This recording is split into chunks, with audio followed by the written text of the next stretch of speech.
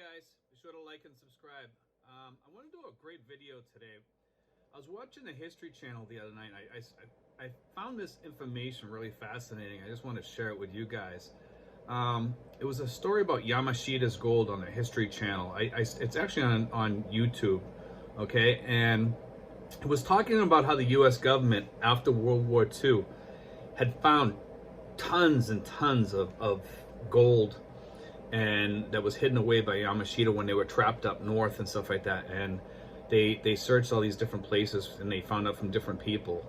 And there's still a lot of Yamashita's gold buried all over the Philippines in all different spots. But the government managed to find some of it. I think the U.S. government is actually still looking for it, possibly even the Philippine government. And there's these treasure hunters that are looking for it too. Some of them are actually on the trail to finding it. They think that they may actually, have found it up north from here.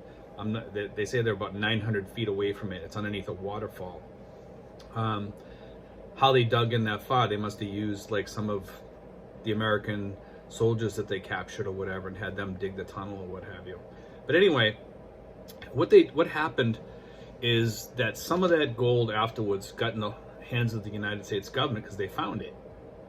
And well, the government said, listen, we don't want it, to the generals, and says, you guys put it in funds or something, you can use it for whatever you want off the government payroll. Meaning like the armed forces could use it for things such as like Area 51. And presidents in the past have said that they don't know how some of these things are funded, some of these government projects. They have no idea how they're funded, they just know that they're funded. So I was thinking about that. I said, well, how can, somebody say something like that? But I found that really fascinating. And in a couple of these things on the History Channel, they said something very similar to that too. So that money must have went to funding things like Area 51 and things like that. And they said it funds things for the U.S. government that they want to keep off the books, even till this day. Okay, that's how much money there is. Now, I was thinking about that. If there's that much money and they have it hidden all over the world or whatever, if they want to throw that money into the stock market when the stock market crashes like it did from, the virus, then they buy in at the bottom and they wait till it goes up again, and and it doubles because they bought at the rock bottom prices. Then when they pull that money out, they cause a crash. Because they're pulling out so money, and it's almost like you're doubling your money or tripling your money or whatever in the stock market, like in the course of like 6 months. And if you haven't noticed, and this is just something that I noticed, is that whenever the stock market crashes, it's almost like everybody calls everybody up and says, all the big whales say, hey guys, today's the day. All right, so we're all getting out as soon as the stock market opens, dump. And the stock market, all of a sudden, boom. And it's not because the dollar dropped a little bit or something like that. I mean, that's minor stuff. It seems to be like, and I could be wrong. I could be wrong on this. But I think like there's more to it in these stock market crashes. I really, really do. I mean, we hear about V-shaped recoveries and W recoveries, and I think we're going to have a W recovery.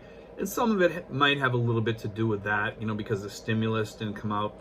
But for the most part, I mean, the routing that we took the other day in the stock market, I don't think that was, I mean, there's still talk about us getting a stimulus. There's a lot of positive news out there.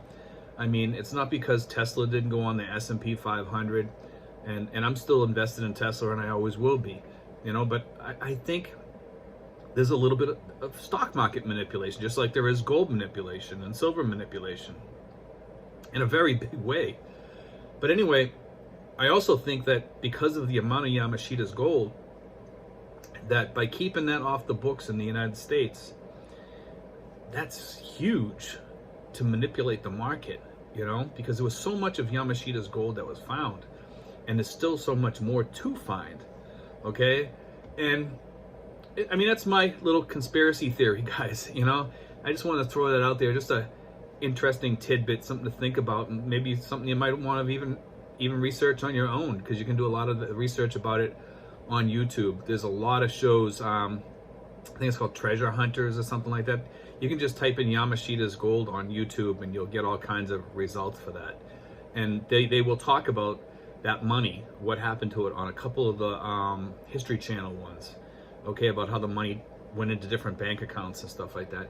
But I just, and the fact that it's still, that money is probably still around. Here we are in 2020, and there was billions and billions of dollars in gold back then. And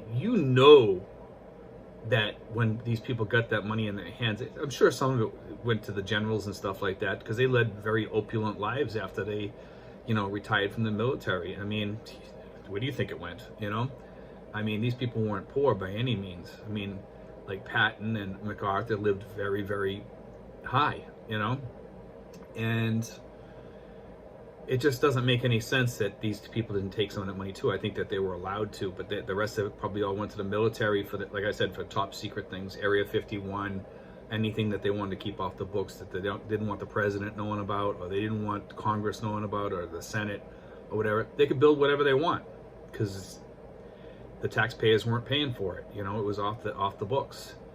So they're basically funding their own projects. So as that money gets low, I think what they do is, because you're only getting interest in the bank or whatever, or the gold goes up in value, so you have to sell off a little bit here and there. After a while, it starts to disappear. So you have to rejuvenate it every once in a while. And I think like manipulating the stock market or manipulating gold prices or whatever is a way to do that. And it just all makes sense to me, because we often hear about like the deep state and stuff like that. I don't know if this is tied in with the deep state. I'm not really sure. I think it's something different than the deep state. I think it's like a military type deep state. But I do think that does crunch our markets a little bit. And it's just a thought, that came up in my mind the other day, because it seems like whenever the military needs a little money, we have a crash.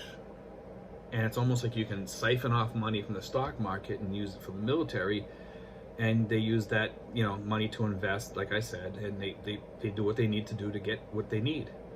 And with what's going on in the South China Sea right now, I mean, now's the perfect time to be, getting some money ready to for top secret projects or to go to war or what have you.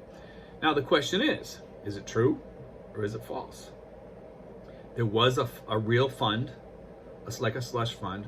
That's a fact now. Nobody talks about it. Nobody knows much about it. And, what has happened to it? You can't really ask the United States government under the Freedom of Information Act and say, hey, I want to know about this, because it was put in the hands of, people privately and not run by the government. So, what happened?